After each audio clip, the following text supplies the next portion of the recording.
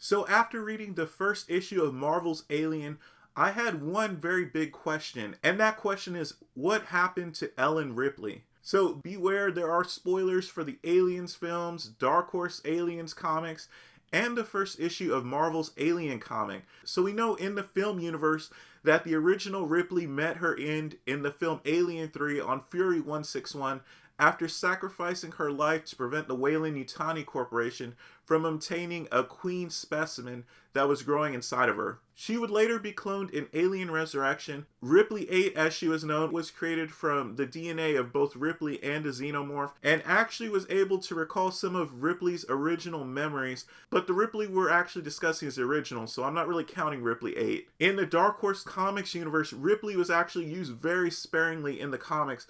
I think she appeared only in Aliens Nightmare Asylum and Aliens Earth War. It was actually intended for that to be the original Ripley to appear in those series, but what actually happened is that rather than it being the original Ripley, it was changed to become a synthetic version of the character rather than the original flesh and blood character, with, as far as I can remember, no actual explanation being provided to what happened to the original Ripley. So as far as I can remember, Ripley's fate was still unresolved within that certain miniseries. And then we would also see the return of Ripley 8 within the pages of Dark Horse's Aliens versus Predator versus Terminator.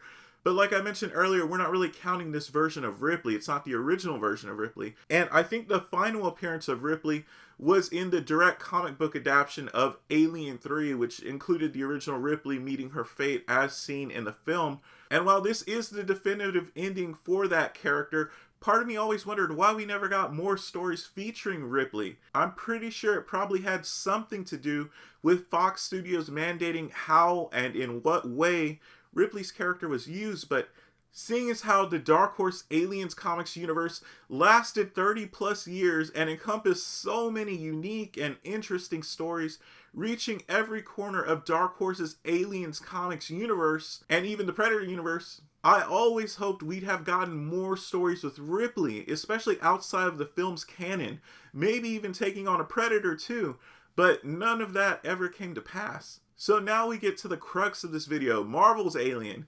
We learned in the first issue that this story takes place 21 years after the events of James Cameron's Aliens film.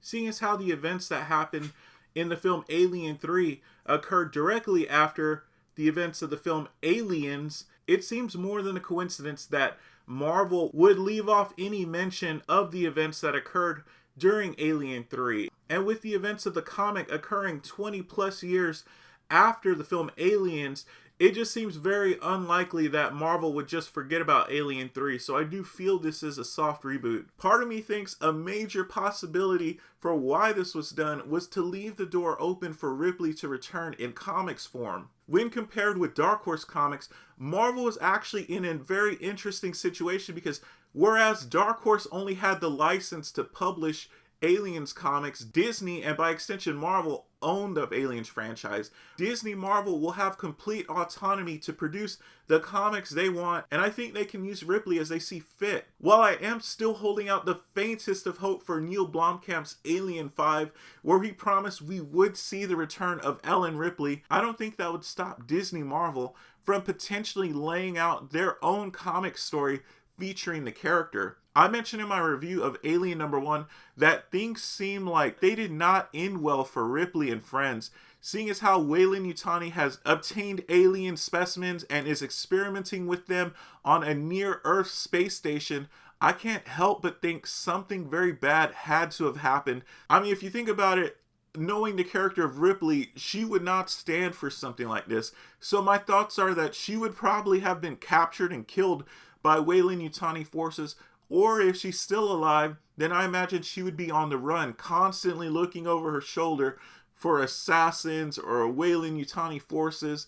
We also learned in the first issue of Alien that the main character's son is a member of an anti-Weyland-Yutani resistance organization. Me speculating the way that I always do, wouldn't it be interesting if we learned that Ripley is leading this resistance? Like I said, it's me speculating, but I think this might be where Marvel set the story in a time where it's feasible for Ripley's character to return and still have a major impact on the overall story. My hopes for Marvel's Aliens books is that at some point we do get stories featuring the beloved character of Ripley, and I think Marvel's first Alien series could be laying the groundwork for that.